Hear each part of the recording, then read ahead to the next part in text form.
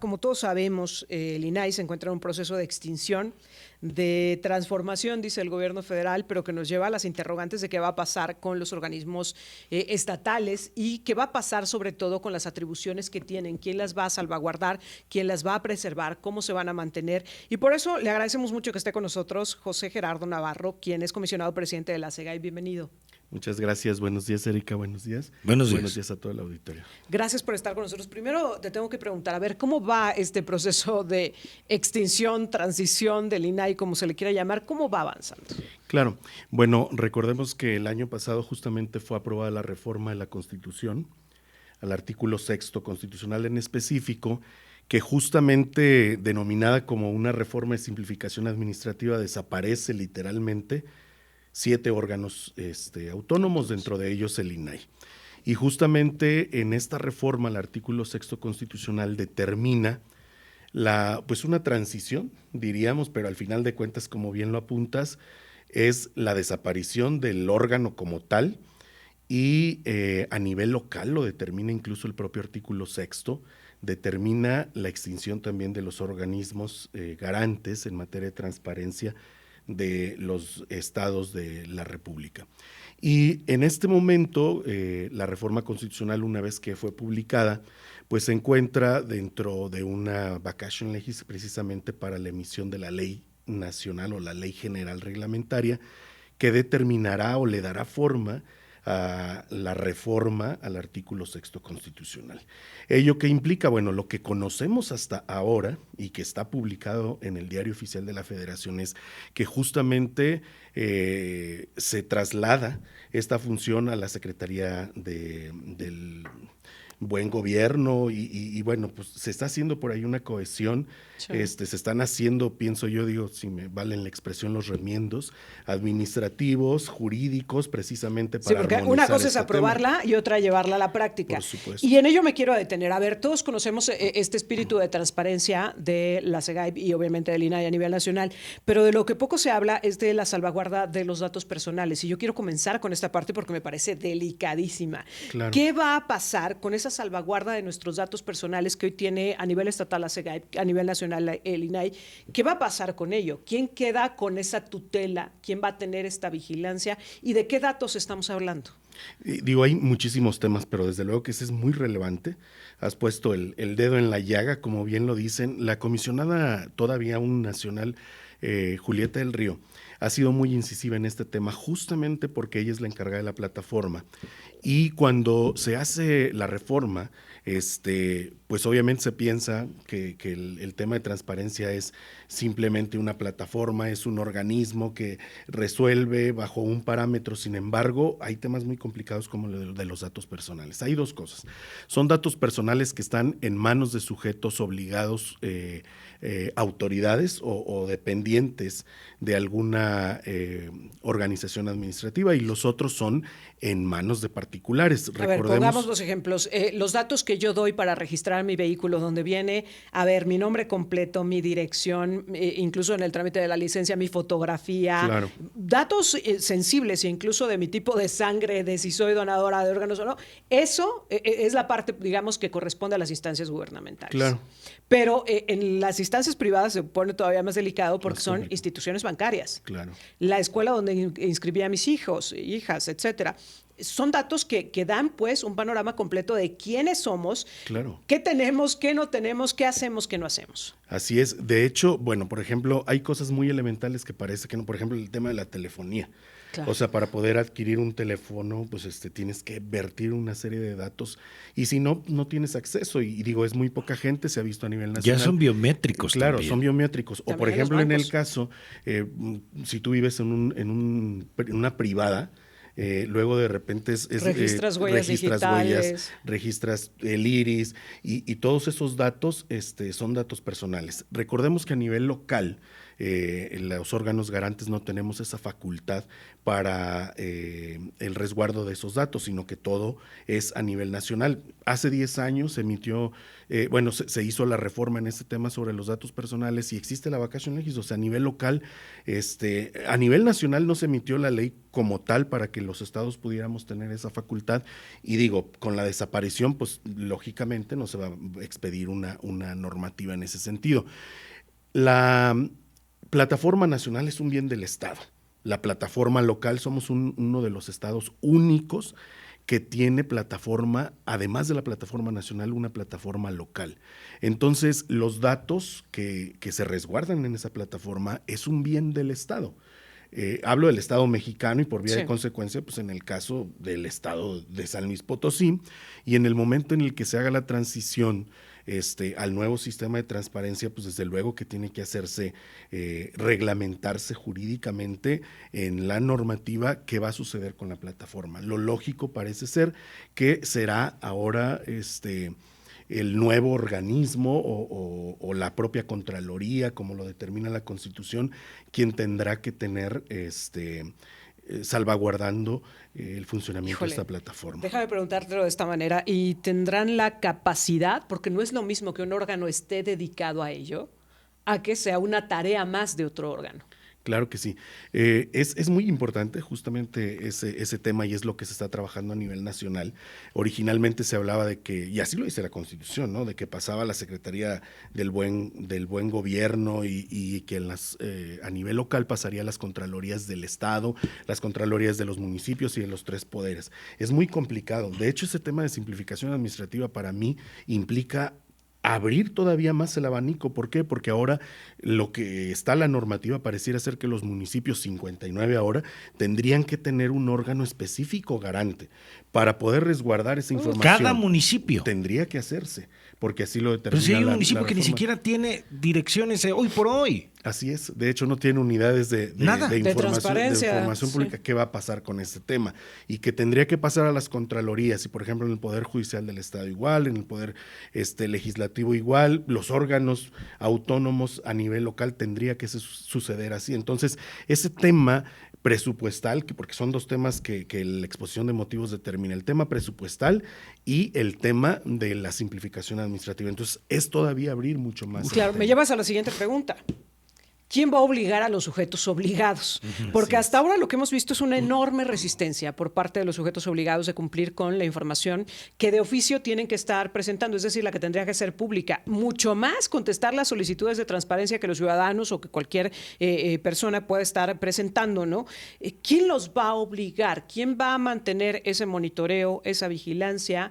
¿Qué capacidad de sanción va a existir cuando pues algunos de estos sujetos obligados se vuelven también pues operadores del mismo sistema? Sí, o sea, es lo que hemos dicho, y bueno, algunas voces calificadas lo han mencionado, ¿no?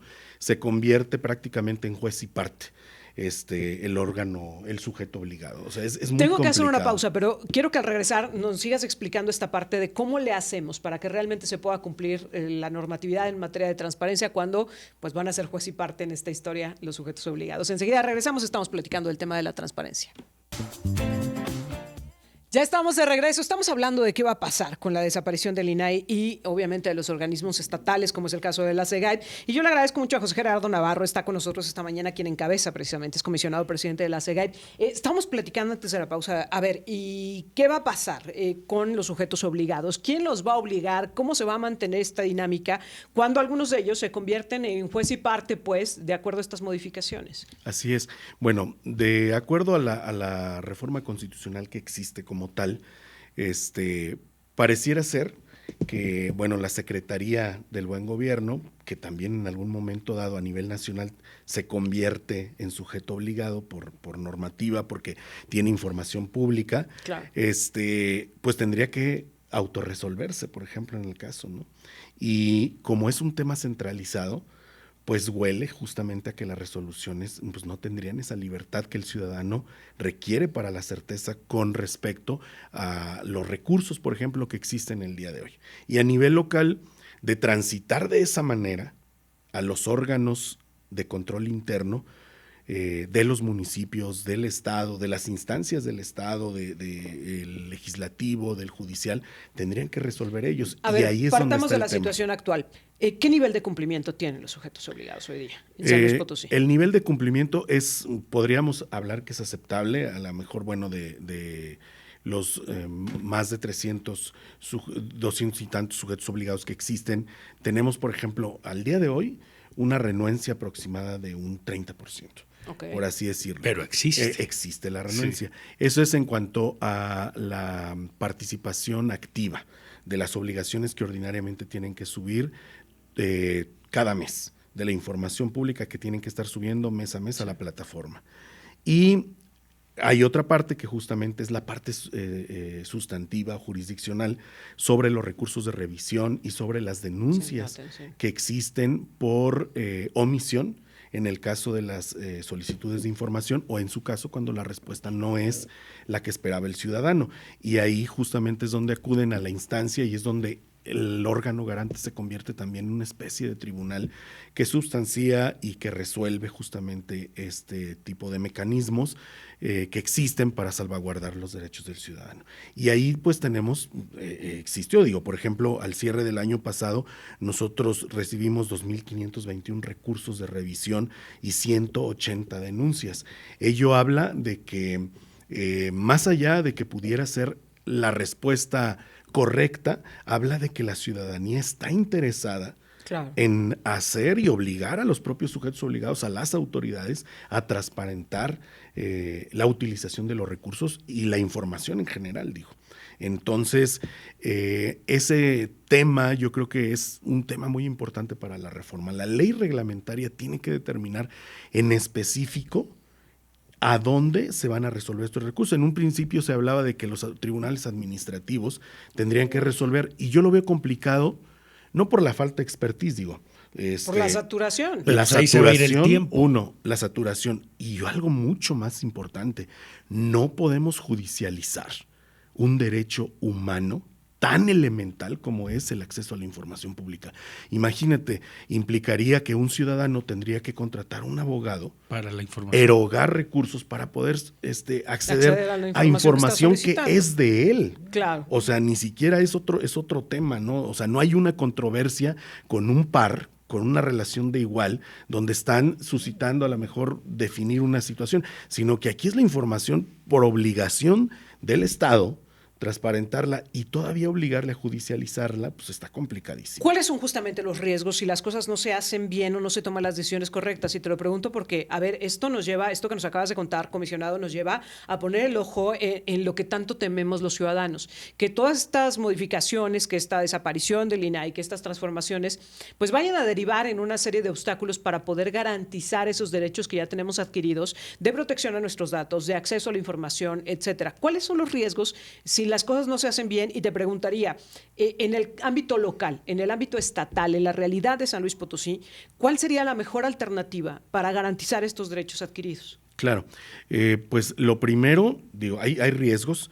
No podemos todavía determinar en específico porque no existe la ley reglamentaria a nivel local. Ello implicará que una vez que se emita la nacional, tendrá que hacerse las adecuaciones a nivel local.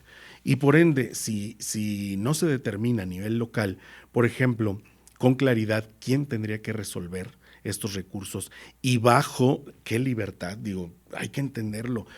Por ejemplo, en el caso del Poder Judicial Federal, es una de las instituciones a nivel Latinoamérica con más credibilidad justamente por la independencia que existe hasta este momento para resolver. Y en el caso de los recursos, yo te puedo decir que hoy por hoy la Comisión Estatal de Garantía de Acceso a la Información Pública del Estado resuelve con esa libertad. Y si no existe un mecanismo para garantizar ello dentro de la normativa, es decir, que se determinen las sanciones para los sujetos obligados, que efectivamente la persona o las personas que vayan a estar a cargo de este tránsito a un nuevo organismo, a una nueva paradigma, si no existe esa libertad, definitivamente para los ciudadanos no va a existir el derecho. Es nulo, porque no tendrías medios, a lo mejor tendrías el amparo, como una instancia Pero otra vez última, lo que decías, pero híjole. judicializamos el O sea, no derecho. habría garantías del acceso. Hay no habría posibilidad garantías. de que se transite a un nuevo órgano. Es decir, Por que si supuesto. la SEGAIP ya no prevalece, que haya un nuevo órgano que garantice eso en San Luis Potosí. Yo creo que existe y hay que entenderlo, digo, sí, lo digo con toda la responsabilidad del mundo y bajo una subjetividad personal. Si existe cada viernes una reforma que vemos publicada a nivel nacional, pues yo creo que existe la facultad también de que se legisle a nivel local en ese sentido. La reforma como existe hoy determina que son los órganos de control interno u homólogos. Y ese u homólogos da la posibilidad de que pueden ser órganos preexistentes o que se cree un nuevo sistema. Y esa oportunidad histórica tenemos en San Luis Potosí y en todos los estados. Digo, San Luis ha sido punta de lanza con el propio CEPAC. Sí. Funcionó antes como un órgano en materia electoral que el propio Instituto Federal Electoral. Sí. Entonces creo que podemos transitar. Hay esa posibilidad.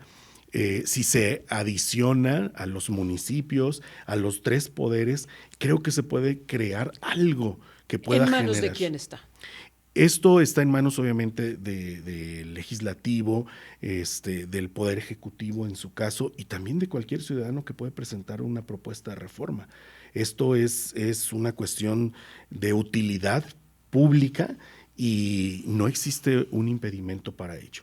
Yo quiero decirte y decirles sí. Más bien y a todo el público que nos escucha, que te escucha, que este tema de la transparencia tiene una relevancia muy grande. Yo creo que hay gente que a lo mejor no se ha puesto a pensar lo que implicaría claro. No tener un sistema a nivel local. Pero que sí hay una salida, comisionado, como sí lo decías, sí hay una posibilidad que esperemos que se construya. Te agradezco mucho que hayas estado con nosotros, así José Gerardo Navarro, comisionado presidente de la SEGAIP.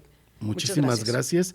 Y pues estamos a la orden. Seguimos al habla para ver cuál es ese camino que se puede construir, que ojalá se construya en San Luis Potosí. Hay mucha gente interesada en la transparencia, por cierto, y mucha gente pues que empuja las transformaciones, recordando y aprovechando antes de irnos a la pausa que este fin de semana se dio a conocer el fallecimiento de Juan Divildox, uno de los grandes impulsores de la construcción del Consejo Estatal Electoral y de Participación Ciudadana, un ciudadano que quiso hacer las cosas distintas y que lamentablemente pues falleció este fin de semana.